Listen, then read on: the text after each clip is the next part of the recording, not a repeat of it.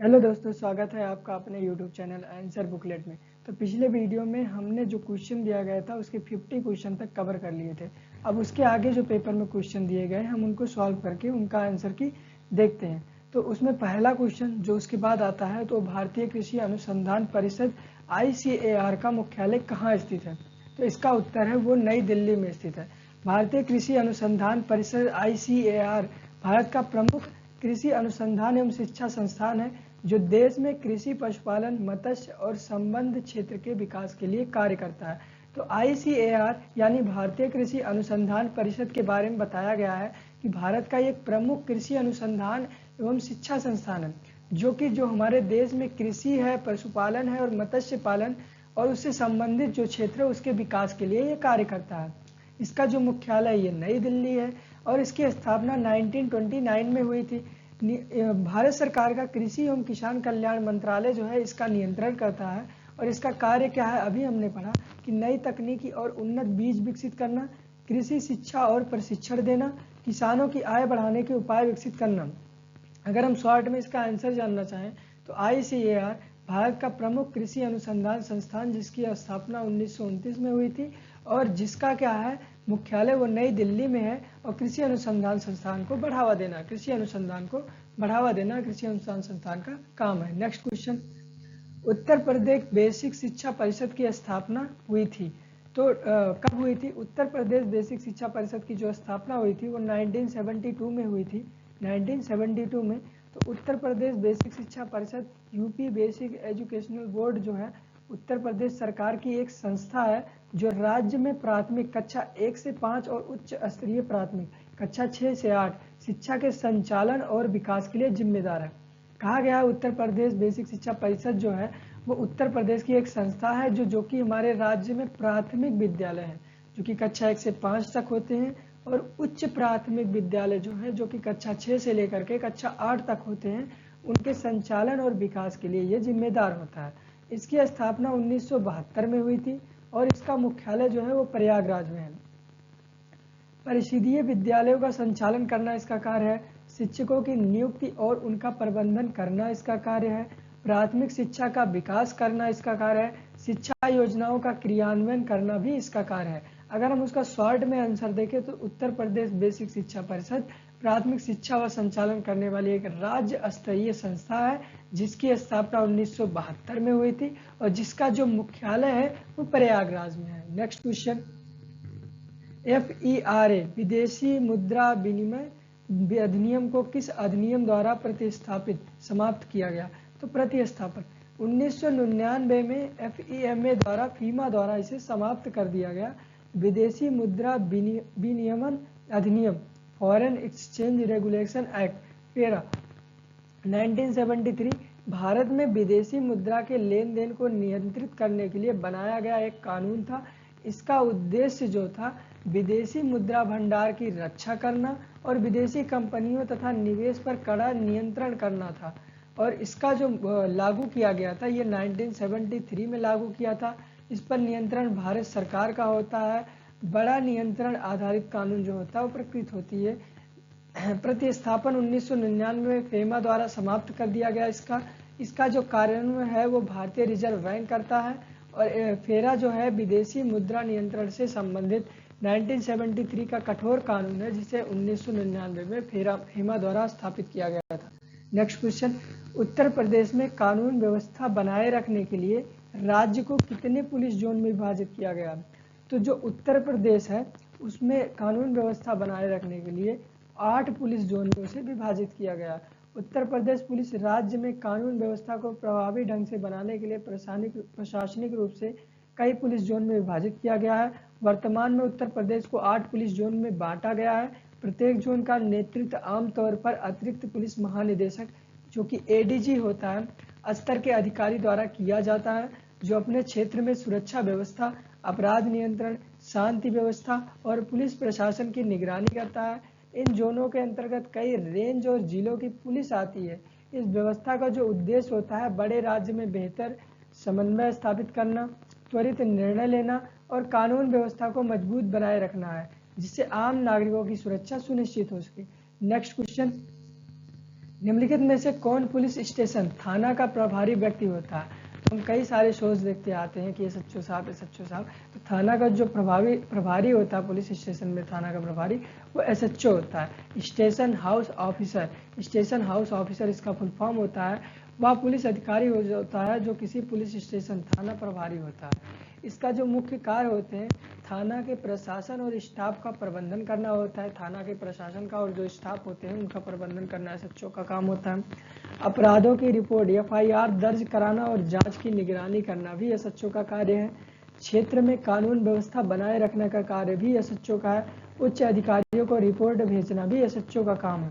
आमतौर पर यह पद इंस्पेक्टर या कुछ जगहों पर सब इंस्पेक्टर रैंक के अधिकारी को दिया जाता है। नेक्स्ट क्वेश्चन, भारत का सबसे बड़ी नदी बेसिन कौन सा है?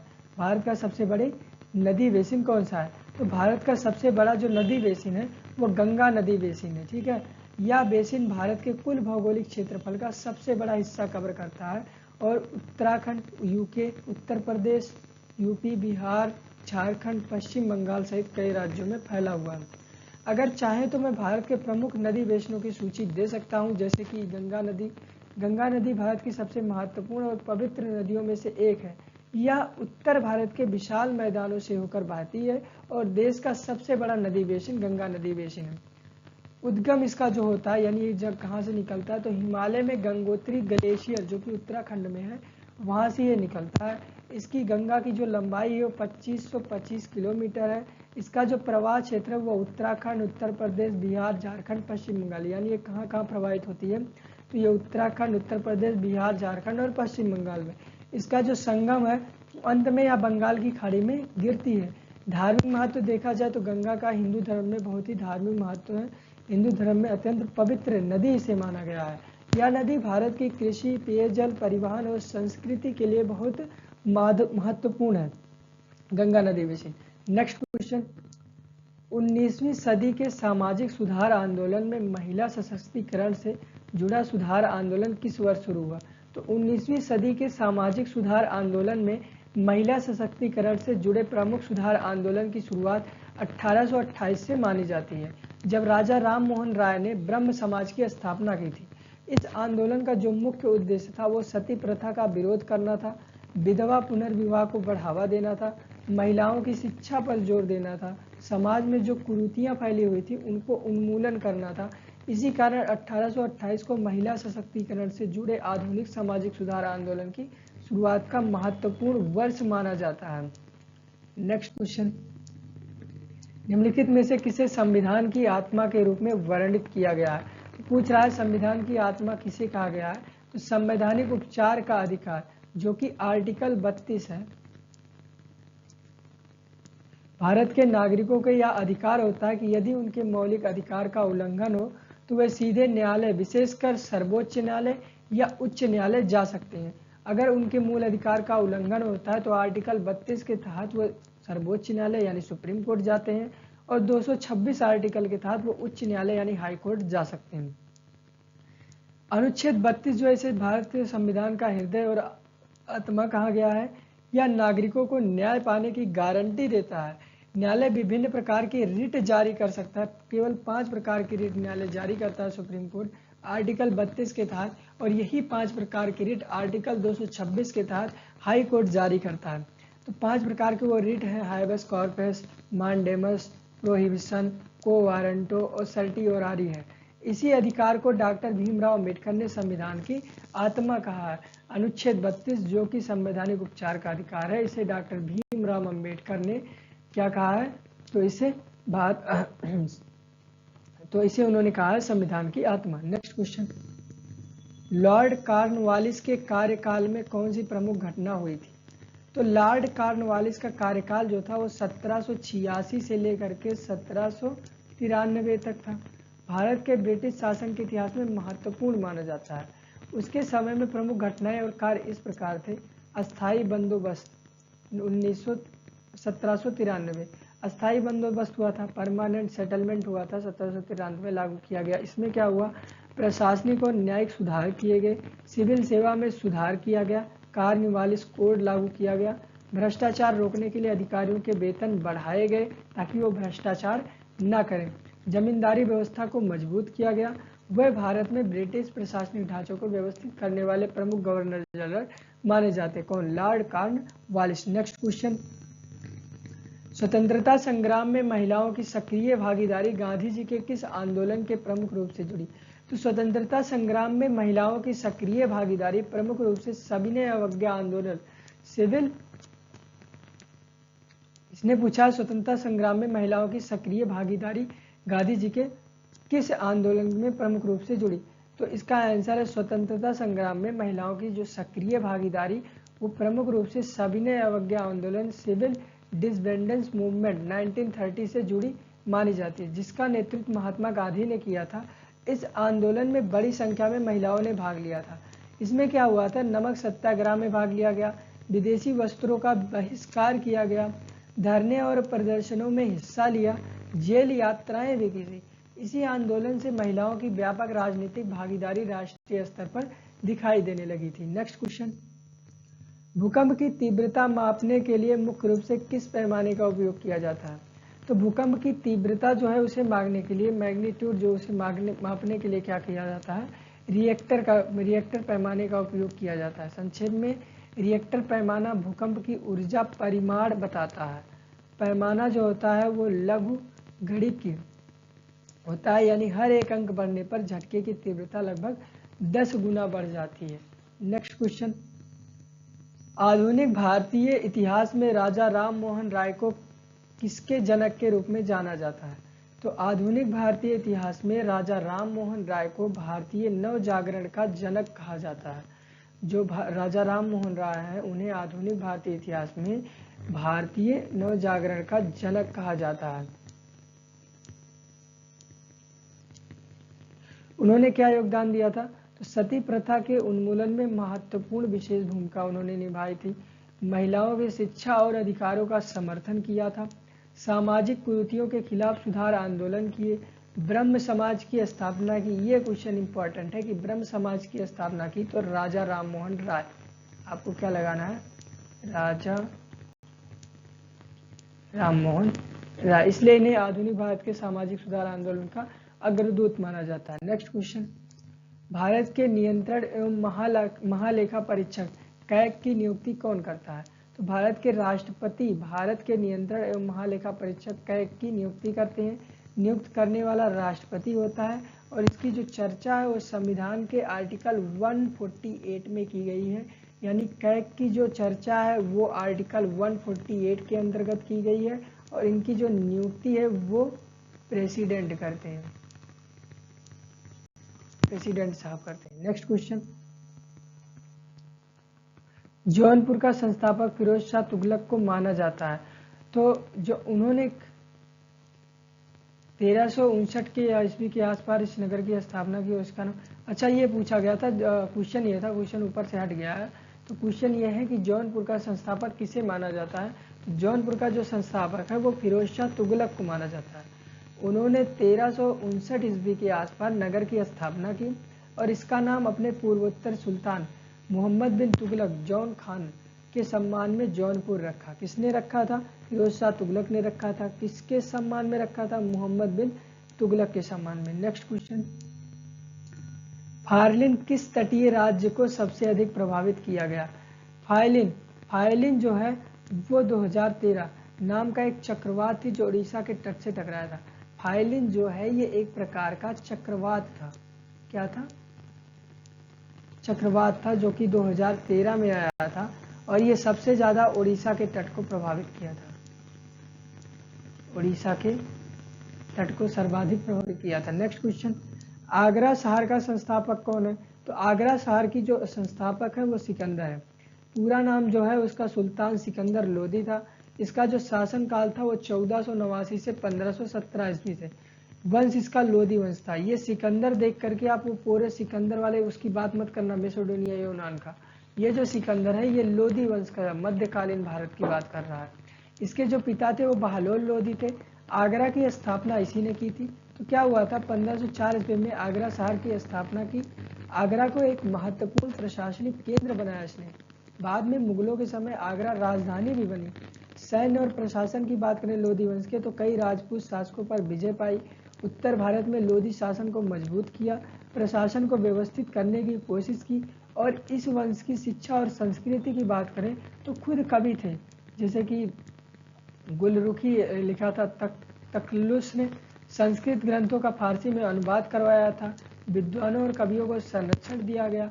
धार्मिक नीति, जैसे सुन्नी मुस्लिम शासक थे, कुछ जगहों पर कट्टर नीति भी अपनाई गई थी। धार्मिक मामलों में शक्ति के लिए भी जाना जाता है। इसकी जो मृत्यु हुई थी सुल्तान सिकंदर लोदी की, उसकी जो मृत्यु हुई थी 1517 में हुई थी। फिर इसका उत्तराधिकारी बनता है इब्राहिम लोदी। इब्राहिम लोदी के समय ही बाद में बाबर ने पानीपत की लड़ाई लड़ी थी, और पानीपत में इब्राहिम लोदी को परास्त करता है और लोदी वंश का अंत करता है। वहां से मुगल काल की शुरुआत होती है। Next question, one stop centre योजना सखी केंद्र का मुख्य उद्देश्य क्या है? वन स्टॉप सेंटर योजना सखी केंद्र का मुख्य उद्देश्य क्या है? एक मिनट, कलर चेंज कर लिया जाए। हाँ, वन स्टॉप सेंटर योजना सखी केंद्र का मुख्य उद्देश्य जो है, महिलाओं के खिलाफ हिंसा से पीड़ित महिलाओं को एक ही स्थान पर सभी जरूरी सहायता उपलब्ध कराना। जो पीड़ित महिलाएं हैं उनको जरूरत की सभी सहायता उपलब्ध कराना जो है वो सखी केंद्र की उद्देश्य है। तत्काल सहायता देना, इमरजेंसी मदद, चिकित्सीय सहायता, इलाज करना, कानूनी मदद देना, मनोवैज्ञानिक परामर्श देना, और क्या है, पुलिस सहायता देना। जरूरत पड़ने पर अस्थायी आश्रय भी दिया जा सकता है इनको। ठीक है, नेक्स्ट क्वेश्चन, भारत जिला पुलिस इकाई का प्रमुख अधिकारी कौन होता है? इसमें पूछा गया है कि जिला पुलिस इकाई का प्रमुख अधिकारी कौन होता है। तो भारत में जिला पुलिस इकाई, डिस्ट्रिक्ट पुलिस यूनिट का प्रमुख अधिकारी आमतौर पर पुलिस अधीक्षक एसपी होता है, सुपरिटेंडेंट ऑफ पुलिस होता है। जिले की पूरी कानून व्यवस्था, अपराध नियंत्रण और पुलिस प्रशासन की जिम्मेदारी एसपी की होती है। ज़्यादातर जिले में यही जिला पुलिस में मुखिया होता है। बड़े शहरों में क्या होता है कि कुछ बड़े शहरों में एसपी की जगह पुलिस आयुक्त हो जाते हैं, जैसे दिल्ली, मुंबई, बेंगलुरु। संक्षेप में जिला एसपी ही होता है पुलिस इकाई का प्रमुख अधिकारी। जिले में जो पुलिस इकाई का प्रमुख होता है वो एसपी होता है। नेक्स्ट क्वेश्चन, राजस्व व्यय क्या होता है? राजस्व व्यय वो क्या होता है? वह खर्च होता है जो सरकार अपने रोजमर्रा के कामकाज और सेवाओं को चलाने के लिए करती है। इसे कोई नई संपत्ति एसेट नहीं बनती है, बल्कि मौजूदा सेवाएं चलती रहती हैं। राजस्व व्यय क्या होता है कि जो सरकार होती है अपने रोजमर्रा के कामकाज और सेवाओं को चलाने के लिए जो खर्च करती है उसे राजस्व व्यय कहा जाता है। आसान शब्दों में समझे तो जो खर्च हर साल बार बार होता है और जिससे सरकार की संपत्ति नहीं बढ़ती उसे राजस्व व्यय कहते हैं। उदाहरण के तौर पर सरकारी कर्मचारियों का वेतन, पेंशन, बिजली पानी, दफ्तर खर्च, शिक्षा और स्वास्थ्य पर रोजमर्रा का खर्च, सब्सिडी जैसे खाद्य सब्सिडी, ब्याज का भुगतान, ये सब चीजें जो है वो राजस्व व्यय से होती हैं। और राजस्व व्यय बस पूंजी पर व्यय की बात करें तो जो राजस्व व्यय होता है ये रोज का खर्च होता है, और जो पूंजीगत व्यय होता है ये विकास निर्माण का खर्च होता है कि कोई चीज़ हम निर्माण करा रहे हैं या कुछ विकास करवा रहे हैं तो उसके लिए जो खर्च होता है वो पूंजीगत व्यय कहा जाता है, और राजस्व व्यय रोज का खर्च होता है। इसमें संपत्ति नहीं बनती है सरकार की, नई संपत्ति बनती है। इसमें क्या होता है, कोई संपत्ति नहीं बनती है, इसमें नई संपत्ति एक बन जाती है।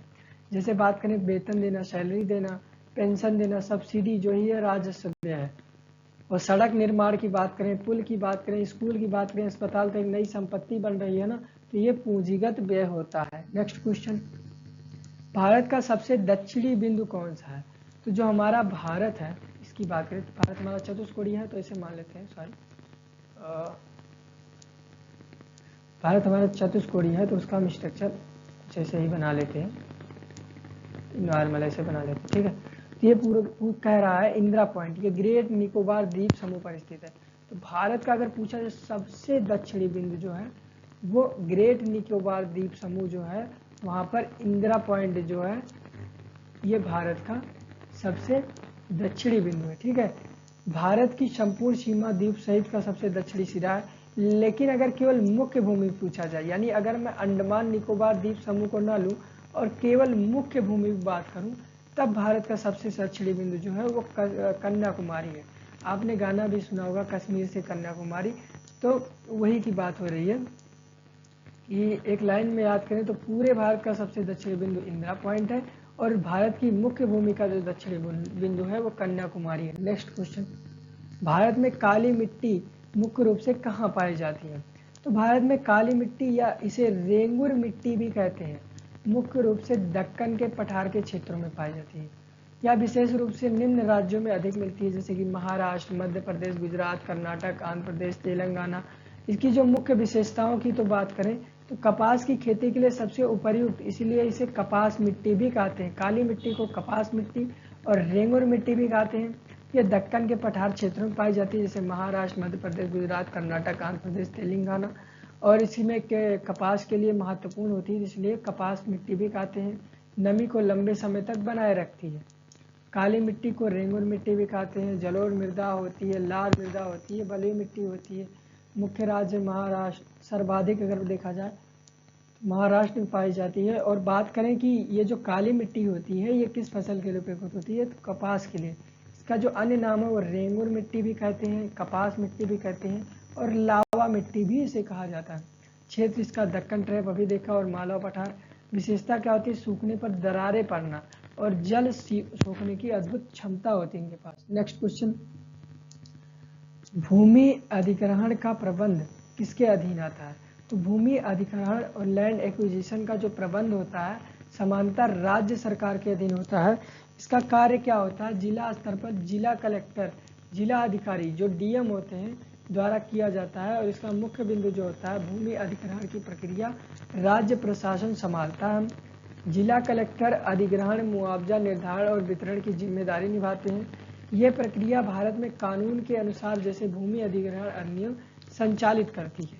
ठीक है, नेक्स्ट क्वेश्चन, भारतीय संविधान के किस अनुच्छेद के तहत राष्ट्रपति को क्षमादान की शक्ति प्राप्त की गई? इसका मतलब है कि राष्ट्रपति के पास कुछ ऐसी शक्तियां हैं जो भारतीय संविधान के आर्टिकल में दी गई हैं, जिससे वे किसी को क्षमा कर सकते हैं या किसी की सजा को कम कर सकते हैं या उसकी सजा पीरियड को घटा सकते हैं। तो भारतीय संविधान के अनुच्छेद 72 आर्टिकल 72 के तहत राष्ट्रपति किसी को भी क्षमादान, पार्डन की शक्ति प्राप्त है। इस अनुच्छेद के अनुसार भारत के राष्ट्रपति निम्न मामलों में दया याचिका पर निर्णय ले सकते हैं: मृत्यु दंड के मामले में, सैन्य न्यायालय के मामले में या संघीय कानूनों के तहत दिए गए दंड में। भारतीय संविधान के अनुच्छेद 72 के तहत राष्ट्रपति को क्षमादान की शक्ति प्राप्त है। इस अनुच्छेद के अनुसार भारत के राष्ट्रपति निम्न मामलों में दया याचिका पर निर्णय ले सकते हैं: मृत्यु दंड के मामले में, सैन्य न्यायालय के मामले में, संघीय कानूनों के तहत ले सकते हैं। नेक्स्ट क्वेश्चन, पंचायती राज को संवैधानिक दर्जा किस संशोधन द्वारा दिया गया? पंचायती राज जो का संवैधानिक दर्जा जो है वो भारतीय संविधान के 73वें संवैधानिक संशोधन 1992 द्वारा दिया गया। ये संशोधन भारत में 24 अप्रैल 1993 में लागू किया गया इसके तहत। और संविधान के इसको जब लागू किया गया तो इसे भारतीय संविधान के भाग 9 में, जिसे IX भी कहते हैं, रखा गया। ग्राम पंचायत, पंचायतीय समिति और जिला परिषद की व्यवस्था का संवैधानिक मान्यता मिली। पंचायती राज संस्थाओं को नियमित चुनाव अनिवार्य किए गए। महिलाओं, अनुसूचित जाति और जनजाति के आरक्षण का प्रावधान किया गया। नेक्स्ट क्वेश्चन की बात करें तो सावित्रीबाई फुले को भारत में किसके लिए जाना जाता है? सावित्रीबाई फुले, ज्योतिबा फुले की जो पत्नी थी, इनको किस लिए जाना जाता है? तो भारत में मुख्य रूप से महिला शिक्षा की अग्रदूत के रूप में किसे जाना जाता है? तो सावित्री फुले थी। मुख्य कारण क्या था? भारत की पहली महिला शिक्षिका मानी जाती है। तो पहला जो फीमेल टीचर थी वो सावित्रीबाई फुले थी। लड़कियों के लिए पहल स्कूल शुरू करने में महत्वपूर्ण भूमिका, बाल विवाह, जाति भेद और महिला उत्पीड़न के खिलाफ कार्य किया इन्होंने। विधवाओं के लिए आश्रय और शिक्षा व्यवस्था की स्थापना की थी। सावित्रीबाई फुले की बात करें तो इनका जन्म जो था 3 जनवरी सन 1831 ईस्वी को हुआ। जन्म स्थान महाराष्ट्र के सतारा जिले में। इनका जो पूरा नाम क्या था? तो सावित्रीबाई ज्योतिराव फुले था। पिता का नाम इनके खंडोजी नवेशी था, माता का नाम लक्ष्मीबाई था और पति का जो नाम था वो ज्योतिराव गोविंदराव फुले था। ठीक है, नेक्स्ट क्वेश्चन, भारत में मुद्रास्फीति या इन्फ्लेशन के मापने के लिए मुख्य रूप से कौन सा सूचकांक प्रयोग किया जाता है? भारत में मुद्रास्फीति या इन्फ्लेशन को मापने के लिए मुख्य रूप से थोक मूल्य सूचकांक WPI का प्रयोग किया जाता है। हालांकि वर्तमान समय में उपभोक्ता स्तर की महंगाई मापने के लिए उपभोक्ता मूल्य सूचकांक CPI कंज्यूमर प्राइस इंडेक्स का यूज किया जाता है, भी व्यापक रूप से यूज हो रहा है, विशेषकर नीतिगत निर्णयों में। यह सूचकांक भारत में वस्तुओं और सेवाओं की कीमतों में होने वाले बदलाव को दर्शाते हैं। नेक्स्ट क्वेश्चन, पृथ्वी अपने अपसौर पर स्थित है, तब उत्तरी गोलार्ध में ग्रीष्म संक्रांति का अनुभव होता है। ठीक, इसके विरुद्ध संक्रांति का अनुभव होता है। इसके विरुद्ध जब पृथ्वी उपसौर पर होती है तब दक्षिणी गोलार्ध में ग्रीष्म संक्रांति का, यदि पृथ्वी के अक्षीय झुकाव के 5 डिग्री की वृद्धि हो जाए और साथ ही वह सूर्य से वर्तमान औसत दूरी में 10% अधिक दूरी स्थित होती है, तो निम्न में से कौन सा प्रभाव सबसे पहले और सबसे अधिक स्पष्ट रूप से देखने को मिलेगा? उत्तर की बात करें तो अक्षीय झुकाव बढ़ने का सीधा असर ध्रुवीय वृत्तों की स्थिति पर पड़ेगा। वर्तमान में यह 66.5 डिग्री पर जो 90 डिग्री से 23.5 डिग्री से 23.5 डिग्री से प्राप्त होती है। यदि झुकाव 23.5 डिग्री से बढ़कर 28.5 डिग्री हो जाता है तो ध्रुवीय वृत्त 90 डिग्री से 28.5 डिग्री माइनस करेंगे तो 61.5 डिग्री पर आ जाएगा। इससे ध्रुवीय क्षेत्र का विस्तार बढ़ेगा जहां 6 महीने के दिन रात का अनुभव होता है। नेक्स्ट क्वेश्चन, भूकंप के दौरान उत्पन्न पी तरंगे, जिन्हें प्राथमिक तरंगे भी कहते हैं, को ठोस और द्रव दोनों माध्यमों से गुजर सकती हैं, जबकि यस तरंगे जो द्वितीयक तरंगे हैं केवल ठोस माध्यम से गुजरती हैं। यदि किसी भूकंपीय वेधशाला में केवल पी तरंगे दर्ज की जाती हैं लेकिन यस तरंगे दर्ज नहीं की जाती हैं और यह अंतर केवल एक विशिष्ट दिशा में आने वाले भूकंपों के लिए होता है, तो इस परिघटना से भूवैज्ञानिक निम्न में से कौन सा निष्कर्ष सबसे पहले निकालेंगे? तो जब केवल यस तरंगे का द्रव माध्यम से न गुजर पाना एक प्रमुख प्रमाण है कि पृथ्वी का बाहरी कोर द्रव अवस्था में है। चूंकि पी तरंगे आ गई, इसका मतलब उपकरण सही है, केवल एक विशिष्ट दिशा से आने वाली तरंगों में यस का न आना का दर्शाता है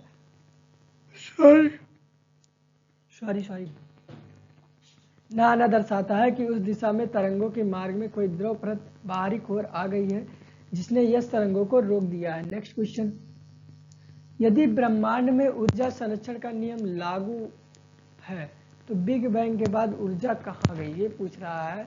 यदि ब्रह्मांड में ऊर्जा संरक्षण का नियम लागू है, यानी ऊर्जा को न बढ़ाया जा सकता और न नष्ट किया जा सकता है, इसे केवल एक फॉर्म से दूसरे फॉर्म में चेंज किया जा सकता है। पूछ रहा है अगर वो लागू है तो बिग बैंग के बाद ऊर्जा वो कहाँ चली गई? प्रारंभिक अवस्था में ही ऊर्जा मौजूद थी। बिग बैंग को ब्रह्मांड की शुरुआत माना जाता है, इसलिए समय और स्थान के साथ साथ ऊर्जा भी प्रारंभिक अवस्था में विद्यमान थी, यानी ऊर्जा बाहर से नहीं आई। वह प्रारंभिक ऊर्जा आगे विभिन्न रूपों, पदार्थ, विकिरण आदि में बदलती गई। नेक्स्ट क्वेश्चन, यदि पृथ्वी अचानक घूर्णन करना बंद कर दे तो सबसे पहले कौन सा प्रभाव नष्ट होगा? पृथ्वी क्या कर रही है, अचानक से उसने क्या किया, ऐसे घूर्णन कर रही थी, घूर्णन सूर्य के चारों तरफ चक्कर लगा रही थी और पृथ्वी ने बंद कर दिया घूर्णन करना, तो इससे क्या प्रभाव होगा? दिन और रात की अवधि जो होगी अत्यधिक लंबी हो जाएगी।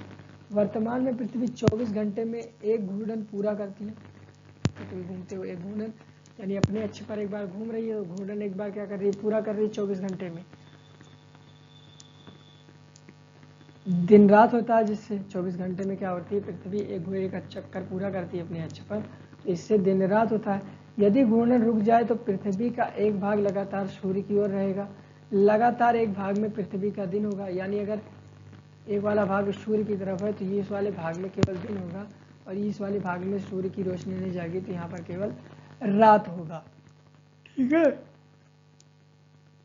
स्थिति में एक दिन लगभग 1 वर्ष 365 दिन के बराबर हो सकता है।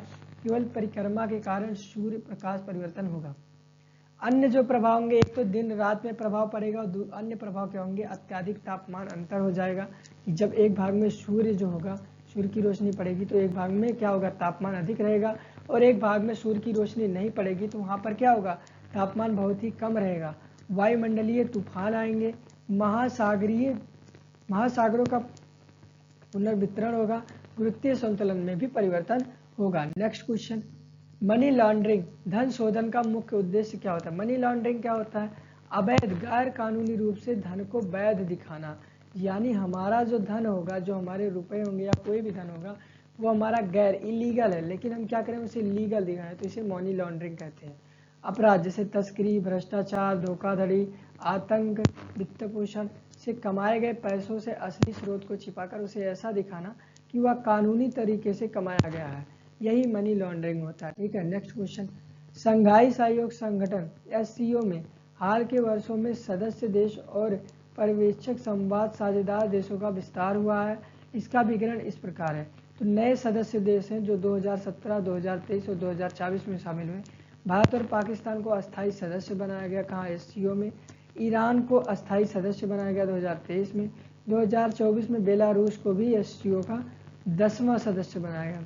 इससे एससीओ के कुल सभी सदस्य अब क्या हैं, 10 हो चुके हैं। एससीओ के क्या हैं, 10 देश हो चुके हैं। पहले क्या थे इसके, 6 थे। 2017 में 2 और जुड़े थे, कौन, इंडिया और पाकिस्तान। 2023 में बेलारूस और 2024 में 2023 में ईरान और 2024 में बेलारूस। पर्यवेक्षक ऑब्जर्व और संवाद साझेदार की बात करें, पर्यवेक्षक राज्य जो है वो अफगानिस्तान और मंगोलिया है, ये अब तक पर्यवेक्षक के रूप में। संवाद साझेदार देशों में विस्तार की बात करें, श्रीलंका, तुर्की, Cambodia, Nepal, Azerbaijan, Armenia, Saudi Arab, Qatar, मिस्र, बहरीन, कुवैत, संयुक्त अरब अमीरात, यूएई, मालदीव और अन्य देश भी इसमें शामिल है। Next question. भारत में नीली क्रांति का संबंध किससे है? भारत में जो नीली क्रांति है इसका संबंध मत्स्य पालन में है। पिछले वाले क्वेश्चन में हमने दिया था कलर वाले से। इसका उद्देश्य क्या, मत्स्य पालन के क्षेत्र में उत्पादन बढ़ाना और मछली उत्पादन को आत्मनिर्भर बनाना।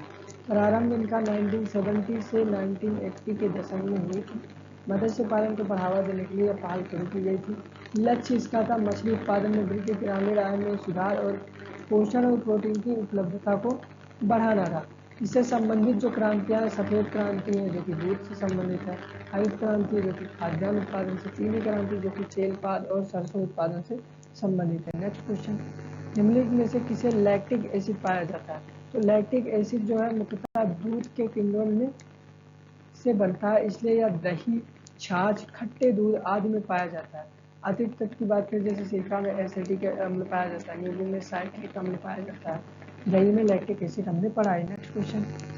लैक्टिक एसिड का स्वाद कैसा होता है? तो लैक्टिक एसिड का स्वाद कैसा होता है भाई, खट्टा होता है। ये दही में पाया जाता है, इन सब जगहों पाया जाएगा, तो क्या होता है, इसका स्वाद खट्टा होता है। या खट्टेपन का मुख्य कारण है जो दही, छाछ, अचार और कुछ खट्टे फल या प्रोसेस्ड फूड में महसूस होता है। दूध और डेयरी उत्पाद में लैक्टिक एसिड का निर्माण दही बैक्टीरिया के माध्यम से होता है, जिससे उनका स्वाद हल्का खट्टा और ताज़ा बना रहता है। या खाद्य और पेय उद्योग में स्वाद बढ़ाने और संरक्षण के लिए भी इस्तेमाल किए जाते हैं। Next question. राष्ट्रीय सांख्यिकी दिवस, नेशनल स्टैटिस्टिक्स डे, भारत में प्रतिवर्ष किस याद में मनाया जाता है? भारत में राष्ट्रीय सांख्यिकी जो दिवस है वो प्रोफेसर प्रफुल्ल चंद्र सरकार की याद में मनाया जाता है। ये 29 जून को हर वर्ष मनाया जाता है। इसका उद्देश्य होता है सांख्यिकी के क्षेत्र में योगदान और महत्व को बढ़ावा देना, डेटा और सांख्यिकी के अनुसंधान के प्रति लोगों में जागरूकता लाना इसका काम होता है। और प्रोफेसर प्रफुल्ल चंद्र सरकार के बारे में जाने तो भारत के आधुनिक सांख्यिकी और अर्थशास्त्र के अग्रणी वैज्ञानिक थे। उन्होंने महालनोबिस सेंटेंस व्यवस्था विकसित किया, भारत की आर्थिक योजना और सांघिक संस्थाओं के विकास में महत्वपूर्ण योगदान किया। Next question.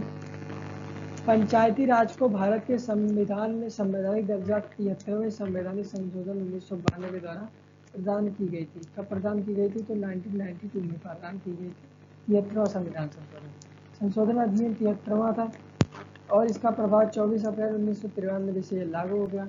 मुख्य प्रावधान, पंचायती के 3 स्तर ढांचे को संवैधानिक मान्यता दी गई।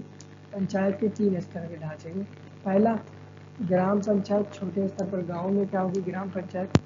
दूसरा कहा गया पंचायत समिति या ब्लॉक, और तीसरा जो फाइनल वाला उसे जिला पंचायत कहा गया। प्रत्येक राज्य में पंचायतों के लिए समान कार्यकाल और निर्वाचन प्रक्रिया सुनिश्चित की गई। आरक्षित सीटें अनुसूचित जाति, जनजाति और महिलाओं के लिए। राज्य में पंचायती राज्य को चलाने के लिए राज्य निर्वाचन आयोग, राज्य वित्त आयोग का प्रावधान किया गया। Next question. न्यूनतम समर्थन मूल्य की सिफारिश निम्नलिखित में से कौन सी संस्था करती है? न्यूनतम समर्थन मूल्य एमएसपी की सिफारिश कौन करता है, कौन सी संस्था? तो भारत में न्यूनतम समर्थन मूल्य एमएसपी की सिफारिश कृषि लागत और मूल्य आयोग CACP करती है। विवरण संस्था की बात करें, CACP की commission for agriculture cost and prices में यह एक संसदीय संस्था नहीं बल्कि केंद्र सरकार के तहत सलाहकार निकाय है। इसके मुख्य कार्यों की बात करें तो फसलों के एमएसपी की सिफारिश करना होता है, किसान की लागत, मांग, आपूर्ति, कृषि उत्पादकता, बाजार और अंतर्राष्ट्रीय मूल्यांकन का अध्ययन करना इसका काम होता है। सरकार को फसल समर्थन मूल्य और नीति के लिए सुझाव देना भी इसका काम है एमएसपी का। एमएसपी जो होता है इसका फुल फॉर्म की बात करें तो मिनिमम सपोर्ट प्राइस होता है। यह एक न्यूनतम मूल्य है जिसे सरकार किसानों को उनकी फसल के लिए बाजार में कम कीमत पर भी सुनिश्चित करती है। और इसके उद्देश्य की बात करें तो किसानों को आर्थिक सुरक्षा और फसल उत्पादन का प्रोत्साहन देना होता है। नेक्स्ट क्वेश्चन, बैंकिंग में एनपीए का पूर्ण रूप क्या होता है? बैंकिंग में जो एनपीए हम जाते हैं तो कई जगह बैंकिंग में देखते हैं एनपीए, तो इसका मतलब क्या होता है? Non performing asset. Non performing asset इसका क्या मतलब हुआ? वह ऋण या लोन या उधारी जो नियत अवधि में किस्त या ब्याज अदायगी नहीं कर। एनपीए क्या होता है? नॉन परफॉर्मिंग एसेट क्या होता है? एक प्रकार का ऋण या लोन होता है जो उधारी जो होती है वो नियत अवधि में जो समय तय गया होता है उसमें नहीं अदा करता है। आमतौर पर 90 दिन तक ब्याज या मूलधन की किस्त न चुकाने पर इसे एनपीए माना जाता है। 90 दिन के अंदर अगर हम बैंक से लोन लिए या उधारी लिए हैं, नहीं चुका पाते हैं तो इसे हम मान लेते हैं एनपीए, नॉन परफॉर्मिंग एसेट मान लेते हैं। प्रकार की बात करें तो सबस्टैंडर्ड एसेट होते हैं 3 प्रकार के, डाउटफुल एसेट्स होते हैं, लॉस एसेट्स होते हैं। सब्सटेंशियल एसेट जो होते हैं 12 महीने तक भुगतान न होने वाले ऋण। डाउटफुल एसेट क्या होते हैं? 12 महीने से अधिक समय तक भुगतान न होने वाले ऋण। और लॉस एसेट बैंक के लिए लगभग नुकसानदायक ऋण जो होते हैं। 3 महत्व। एनपीए बढ़ने से गैस की वित्तीय स्थिति कमजोर होती है। इसे कम करने के लिए सख्त उधार प्रबंध और रिकवरी नीति अपनाई जाती है। नेक्स्ट क्वेश्चन, इनविजिबल ट्रेड का अर्थ क्या होता है? इनविजिबल ट्रेड का मतलब क्या हुआ? क्या यह इनविजिबल हो गया? ये ट्रेड इनविजिबल है? नहीं, इसका मतलब होता है कि वस्तुओं के बजाय सेवाओं व अन्य अप्रत्यक्ष वस्तुओं का व्यापार किया जाए। ट्रेड क्या होता है? वस्तुओं का होता है, लेकिन अब क्या हो, वस्तुओं के बदले सेवाओं या जो अन्य प्रत्यक्ष अप्रत्यक्ष वस्तु व्यापार है उनको अगर उनकी जगह पर वस्तुओं के पे किया जाता है ट्रेड, तो उसे इनविजिबल ट्रेड बोलते हैं। परिभाषा की बात करें तो जब किसी देश द्वारा उत्पादित सेवाएं, अधिकार और तकनीकी ज्ञान, बीमा, बैंकिंग, पर्यटन आदि का विदेश में लेन देन किया जाता है तो इसका जो अदृश्य व्यापार इसलिए कहते हैं क्योंकि इसमें भौतिक वस्तु गुड्स का आदान प्रदान नहीं होता। उदाहरण की बात करें, बैंकिंग, बीमा सेवाएं, पर्यटन और हॉस्पिटैलिटी, शिपिंग और परिवहन सेवाएं, तकनीकी सहायता और सलाहकार सेवाएं, सांस्कृतिक और शैक्षिक सेवाएं। वास्तविक लाभ की बात करें तो विदेशी मुद्रा अर्जित करना होता है, आर्थिक विकास में योगदान और विदेशों में सेवाओं का निर्बाध बढ़ाना होता है। ठीक, नेक्स्ट क्वेश्चन, निम्नलिखित में से आग के आविष्कार किस समय में हुआ था? आग के आविष्कार की बात कर रहा है तो आग के आविष्कार और उपयोग के संदर्भ में यही जानकारी निम्नलिखित है। मुख्य बिंदु, आग को मानव द्वारा उपयोग में जो लाया गया तो आग का उपयोग किस लिए किया गया? आग का उपयोग खाना बनाने, गर्मी, सुरक्षा और औजार बनाने के लिए उपयोग किया जाता था। यह मानव सभ्यता के प्रारंभिक विकास पैलियोलिथिक युग में हुआ था। संभावित श्यामकाल जो इसका है वो 1.5 लाख से 2 लाख वर्ष पहले होमो इरेक्टस द्वारा आग का नियंत्रण उपयोग किया गया था। शुरुआती मानव जंगल में प्राकृतिक आग, बिजली गिरने से या ज्वालामुखी से आग लेने में सक्षम था। महत्वपूर्ण तथ्य की बात करें तो आग के आविष्कार ने खाद्य पहचान सुधार, सामाजिक जीवन और तकनीकी विकास को प्रेरित किया।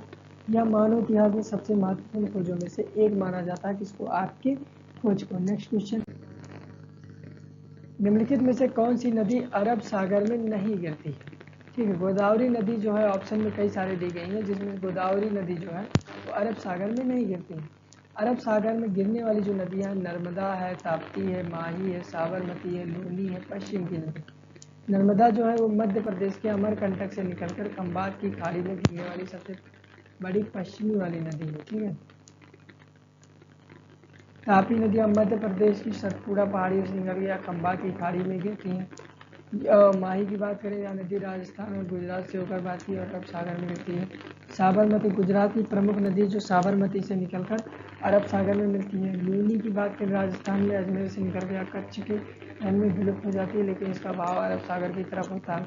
पश्चिमी नदियों की बात करें तो मांडवी गोवा, ज्वारी गोवा, शरावती कर्नाटक और कोरियाल केरल आदि जगहों पर पाई जाती है जो नदी है।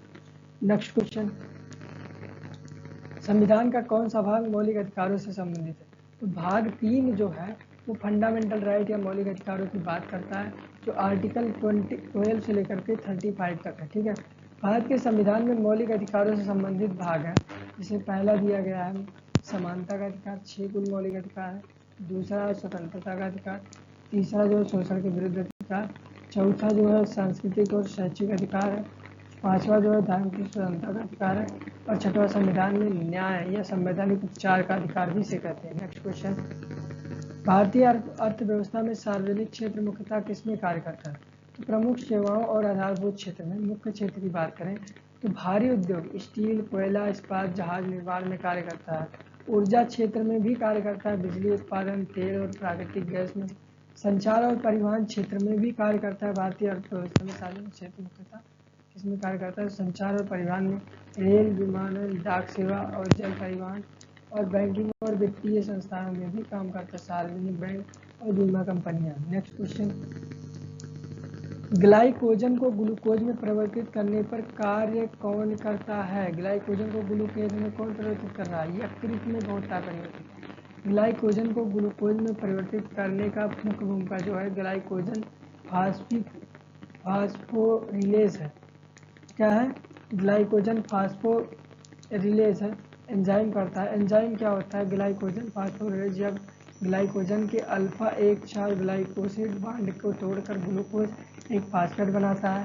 प्रक्रिया क्या होती है? ग्लाइकोजन से ग्लूकोज फर्स्ट फास्फेट बनता है, फिर ग्लूकोज 6 फास्फेट बनता है और फिर ग्लूकोज बनता है। यह प्रक्रिया ग्लाइकोजनोलिसिस कहलाती है। ठीक है, स्थान की बात करें तो यह मुख्यतः यकृत और पेशियों में होता है। यकृत में या रक्त में ग्लूकोज स्तर बनाए रखने में मदद करता है। मांसपेशियों में ऊर्जा उत्पादन के लिए उपयोग होता है। नेक्स्ट क्वेश्चन, भारत में रबी की प्रमुख फसलें कौन सी हैं? रबी की बात करें तो भारत की रबी की फसलें जो है मुख्यतः सर्दियों में बोई जाने वाली फसलें होती है, जिनकी कटाई अप्रैल और मई में होती है। ठीक है, मुख्य फसलें जो है रबी फसलें सर्दियों में बोई जाती हैं, जैसे सरसों, गेहूँ और फसलें इनमें शामिल हैं। मुख्य उत्पादन क्षेत्र उत्तर प्रदेश, पंजाब, हरियाणा, मध्य प्रदेश, राजस्थान, महाराष्ट्र। इसी रबी फसल सिंचाई पर निर्भर होती है क्योंकि सर्दियों में वर्षा कम होती है, इसलिए रबी फसल जो होती है सर्दियों गिर गया माइक्रोफोन। सर्दियों में क्या होती है? वर्षा कम होती है, इसलिए जो रबी फसल होती है सिंचाई पर निर्भर करती है। श्रेणी की बात करें, कई सारे अनाज हैं। अनाज की बात करें तो गेहूं है, जौ है, राई है, ज्वार है। दालों में बात करें चना, मसूर, मटर। तिलहन में बात करें, तेलहन में तो सरसों है, तिल है, सूरजमुखी का तेल होता है। अन्य फसलों में आलू, चुकंदर, ये सब रबी फसलें होती हैं। नेक्स्ट क्वेश्चन, इंटरपोल का मुख्यालय कहाँ है? तो इंटरपोल का पूरा नाम होता है इंटरनेशनल क्रिमिनल पुलिस ऑर्गेनाइजेशन, जिसका मुख्य स्थापना जो है वो 1923 में है। मुख्यालय इसका लियोन जो कि फ्रांस में स्थित है। उद्देश्य की बात करें तो विभिन्न देशों की पुलिस एजेंसियों के बीच अंतर्राष्ट्रीय अपराध नियंत्रण में सहयोग बढ़ावा देने का कार्य करता है। आतंकवाद इसका साइबर अपराध, मानव तस्करी, मादक पदार्थ तस्करी जैसे अंतर्राष्ट्रीय अपराधों पर सूचना साझा करना, वांछित अपराधों के लिए रेड कॉर्नर नोटिस जारी करना होता है, और सदस्य देशों की जांच में तकनीकी सहायता देना होता है। इसके सदस्य देशों की बात करें तो 195 देश हैं जो इसके क्या है इंटरपोल के सदस्य हैं, और भारत भी इसका एक सदस्य है। नेक्स्ट क्वेश्चन, भारत में 2001 का भूज भूकंप किस रिएक्टर स्केल पर मापा गया था और इसका मुख्य प्रभावित क्षेत्र क्या था? भारत में 2001 का भूकंप जो आया था वो 7.7 रिएक्टर स्केल पर उसकी जो तीव्रता थी वो 7.7 थी। 26 जनवरी 2001 गणतंत्र दिवस, केंद्र भुज, गुजरात। रिएक्टर स्केल जो था वो 7.7 दिखा रहा था इसकी तीव्रता, और इसका मुख्य प्रभाव क्षेत्र जो था वो गुजरात का कच्छ क्षेत्र, विशेष रूप से भुज, भचाऊ और आसपास के जिले। अन्य प्रभावित राज्य राजस्थान, महाराष्ट्र और पाकिस्तान के सीमावर्ती जो राज्य थे, जो क्षेत्र थे, वहां पर भी इसका प्रभाव पड़ा था। हजारों लोग मरे और लाखों लोग बेघर हो गए थे इसके आने से। इमारतें, सड़कें और बुनियादी ढांचों का व्यापक क्षति हुआ, आर्थिक नुकसान और अरबों में हुई थी। Next question, national commission of backward classes OBC commission NCBC Bharat में अन्य पिछड़ा वर्ग OBC संबंधित मामलों के लिए बनाई गई संवैधानिक संस्था है। क्या स्थापना वैधानिक 1993 में इसकी स्थापना होती है। संवैधानिक दर्जा 2018 में इसको मिलता है 102 संविधान संशोधन द्वारा। संबंधित अनुच्छेद 338B में है। उद्देश्य की बात करें तो OBC वर्गों के अधिकारी की सुरक्षा और कल्याण। प्रमुख कार्यों की इसकी बात करें तो ये है OBC वर्ग से संबंधित शिकायतों की जांच करना, सरकार को नीतिगत सलाह देना, सामाजिक और शैक्षणिक पिछड़ेपन का अध्ययन करना, OBC सूची में जातियों को शामिल हटाने की सिफारिश। संरचना की बात करें तो अध्यक्ष उपाध्यक्ष इसके क्या होते हैं, इसकी संरचना बनती है इससे। ठीक है, नेक्स्ट क्वेश्चन। मानवाधिकार संरक्षण अधिनियम को किस वर्ष अधिसूचित प्रमाणित किया गया। भारत में मानवाधिकार संरक्षण अधिनियम ह्यूमन राइट्स एक्ट जो है, the protection of human right act, वो 1993 में अधिसूचित प्रमाणित किया जाता है। विवरण की बात करें तो अधिनियम का उद्देश्य मानवाधिकारों के उल्लंघन को रोकना और उनकी सुरक्षा सुनिश्चित करना। भारत में राष्ट्रीय मानवाधिकार आयोग NHRC, राज्य मानवाधिकार आयोग SHRC की स्थापना करना। महत्वपूर्ण तिथि जो थी अधिनियम 10 दिसंबर 1993 को लागू हुआ। यह दिन अंतर्राष्ट्रीय मानवाधिकार दिवस के साथ भी मेल खाता है।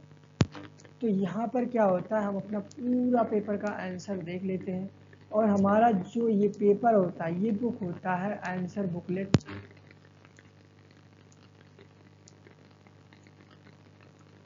आंसर बुकलेट ऐप के नाम पर अगर आपको जुड़ना है तो प्ले स्टोर में क्या कीजिए, पहले आंसर ऐसे कैपिटल A रहेगा आंसर, और बिना स्पेस दिए हुए स्मॉल b बुकलेट इस तरह लिखिए।